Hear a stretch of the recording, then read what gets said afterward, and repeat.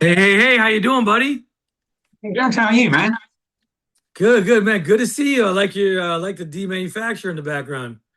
course you would. Of course you would. Well, I got Did that when you you guys were here last time for Froth and Fury. okay, that's when you got it. Nice. Did you just put that up right now or was that out before? No, I've had that up. Every time I do an interview, that's on the wall. So it's otherwise just a blank fucking wall. So So when you do interviews for other people, that's up on the wall. yeah, every time. Nice. Well, it's Yeah, I good to knew see you'd you like it. again, buddy. Yeah, same. What have you been up to in the last it's been 16 months? I know we've been working on the record nonstop. It's coming out amazing, and we can't wait to share it to the world. I can't give you any other information than that, but I can't wait. It's going to be a ripper. And I can't wait to come down to Australia. We got a few, it's going to be the 35-year anniversary of Fear Factories in existence, and it's Yeah. also 25-year anniversary of Digimortal. Yeah. So we're going to throw in a couple extra songs of Digimortal that we haven't done in a very, very long time. And yeah, we're going to have a mixture of a bunch of stuff that we haven't played in a while. And of course, you're going to hear some of the classic hits, of course. Standard. Yeah. Well, actually, I was going to ask about that because I've got that written here in my notes. Is the Digimortal thing? I mean, I know Yeah. when we've spoken in the past about Digimortal, there was obviously quite a bit of label interference that was in there. And then Mhm. Monty Connor came out with a piece the other week, and he basically reconfirmed what you said as well. But Yeah. do you find 25 years later that the songs that were on there, like Acres of Skin and things like that, are such solid, ballsy, fucking meaty songs that they really should be getting played more often? Yes, I agree, especially Acres of Skin. We did play Acres of Skin in Australia a few times. That was like my one of my favorite songs because there was a period where the label was really pushing us to write radio songs and try to go on a commercial route, and they wanted us to work with these commercial type of producers for the record. And so there was only so much that we, played along with the company. We wrote more commercial, some of the more commercial songs on the record that we've ever written before, and one of them turned out to be a major classic and one of our biggest songs to date, which is Lynchpin. But I was like, okay, we got all these, more stripped down, more, commercial esque type songs like Lynchpin and Digimortal and Dark Bodies and stuff like that, that I wanted to go back and write some heavier stuff. And that's when I wrote No One and I wrote Acres of Skin. And I started bringing up those kind of riffs and writing those kind of songs just to balance out the record, you know what I mean? So that's what we did. I mean, I still love that record. I still 100%, think it's a great record. It's a different record, and I think it honestly fit for that time, that era. And I believe that music at that time was changing. New metal was huge at that time, early 2000s, late 90s, early 2000s.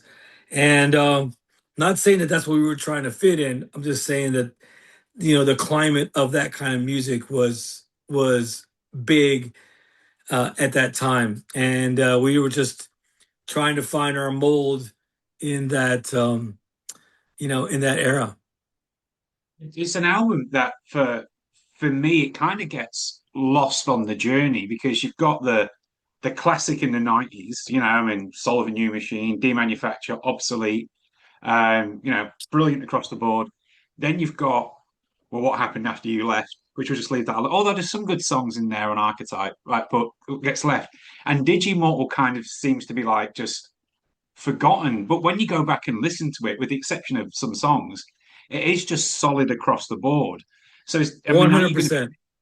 yeah, are you guys going to be making like a, I know you said you're going to be playing a few songs here, but is there going to be anything else that you guys will do to kind of re-energize Digimortal? Yes, we actually on Record Store Day, April 28th, we released the that version. But it had all the bonus tracks on the vinyl. So we only made 2,000 of those, and those went super fast. I mean, you're lucky if you find one under 150 bucks. You know what I mean? Um, so yeah, we did that. I thought it was a good idea, a good time to do that. You know, especially around the anniversary of that record. And yeah, and then I think just playing some songs and just not letting people forget about it.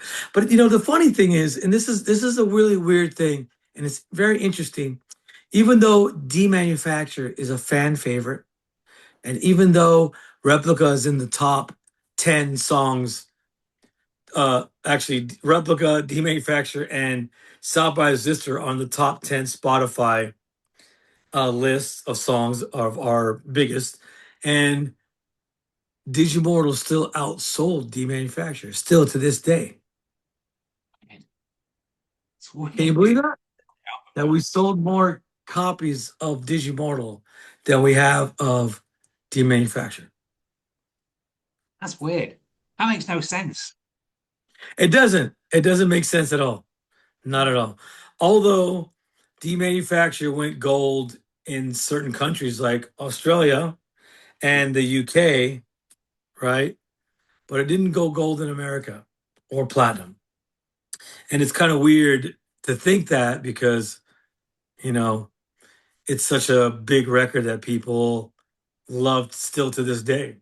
That was a record that was genre defining. I mean, at that One, point when that came out, the clear sound that was in there was, I mean, you were almost 15 years ahead of the digital sound that's coming out right now, except mhm. it still sounds way better now then than what stuff does now. So it's kind of, yeah, it's I find it quite bizarre that people just it's almost become a cult Yeah, classic. yeah, because even though it may sound digital to you, or maybe has a digital-esque vibe, you know, one is we played everything. Yeah, Uh, we didn't have editing back then like we do now.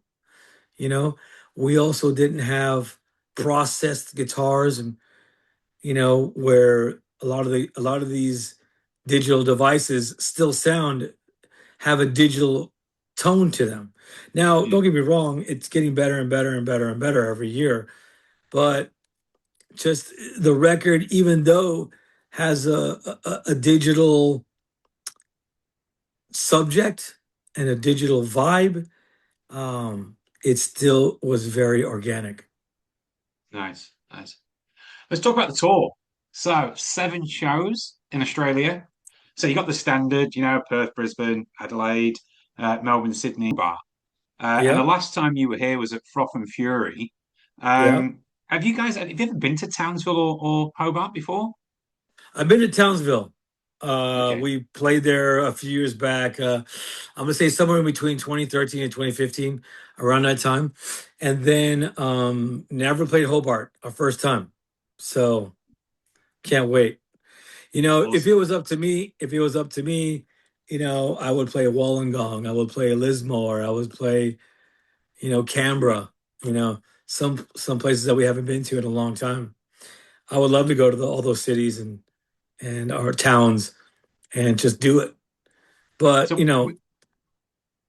go ahead. I mean, with that, like Froth and Fury, when you were here last time, and it was just the one show, like Yeah. absolutely killed it. I mean, are you still blown away by just how rabid fans are here for Fear Factory? No, I'm not surprised. I mean, I'm excited. I'm very happy that we are. I think that, you know, Australia is one of the countries we just don't ignore. We go there a lot. We've been going there since 1993. So, Mhm. on every record, the first time we were there was for the EP Fear is the Mind Killer tour. That was a tour for the EP, not even the Solo New Machine. It was Fear is the Mind Killer. And we've been going ever since that record's been out. And we realized, wow, like the fans here just love what we're doing. And so we just wanted to keep going back and back, and we love it every time. We've seen you talking about Milosh earlier. I mean, the 2 times that I've seen him here was one was Machine Head, the other one was Froth and Fury, and he's played a lot of them older tracks. As you mentioned, with you potentially playing more in Digimortal, which, as you mentioned, was a different sound. How does he just adapt to that as well, or how does he just adapt? I mean, he's a great singer, he's a great guy, we know that. Well, I think I think it's embedded in him because, even though, he wasn't necessarily there when we were creating these records, he definitely learned from them. Burton C. Bell was one of his favorite singers, and it was one of the singers that he learned how to sing from. And so he learned all different aspects of Fear Factory when it came to the vocals. Yeah. Hey, and he's a great singer. He's a great guy. He's a really, Yeah. really sweet guy as well, isn't he? Yep. See, He's actually in Australia right now as we speak. that's for personal reasons. I already know. So we'll Yeah, leave that alone. he's out in Melbourne having a good time. He's waiting for us to get out there, and we're gonna be doing rehearsals in Perth coming up. Nice, nice. That's May 19th. That actual show is. Hey, will Tony be joining us this tour? Now, Tony will be on tour with Static X on this tour. Who's on bass then? Oh, we have a guy named Ricky Bonazza who's been filling in for Tony. He's another Italian guy, believe it or not. Um, yeah, so he will be filling in for Tony. He's been doing it for the last year because Tony's also has his own band, Static X, and they do so well, and they tour all over United States and Europe and so on and so on. So, Tony has an open door with Fear Factory. He can come and go as he pleases. But when he's busy, we use this guy named Ricky Bonazza. He's a great guy. He's actually helped out a lot on the new record. Um, Although Tony played bass on the new record, Ricky was a guy who helped out with some lyrics and some of the production ideas and some of the arrangements. So, we're all a close knit family and we're a team and we make it all work. And this record's going to be amazing when it comes out. I will ask one question. I know you kind of shut it down at the beginning, but I will ask one question because when we spoke last time, the content you mentioned was the plan was to be yeah, technology based, but how it's not all bad. How is there are actually good points about it? Is that still the theme? 100%. I mean, it's always been a theme since day one of Fear Factory. I mean, going back to the first record, the first concept, even the concept of the band. Mm, It's always been a theme. It's a relationship between man and machine. Sometimes it's man versus machine. Sometimes machine wins. Sometimes man is just in survival mode, and that's kind of like where it is right now. We're trying to de-extinct humanity yeah, on this nice. record. I noticed that when you were down last time as well, and this is probably a more personal question. You your health was a lot better. I mean, how are you feeling these days? I'm ready to go. Kicking ass. That's how I I'm just feeling. Yeah, I mean, on stage, it was just like watching you was just like, man, this is like a man reborn. Like I when you've been lost down I, it. I I lost a few pounds, so I'm even more ready. Oh, excellent, fantastic work. Look, I appreciate you got a shitload more to do, and that's my 15 minutes, basically, or 14 minutes. I'll let you go.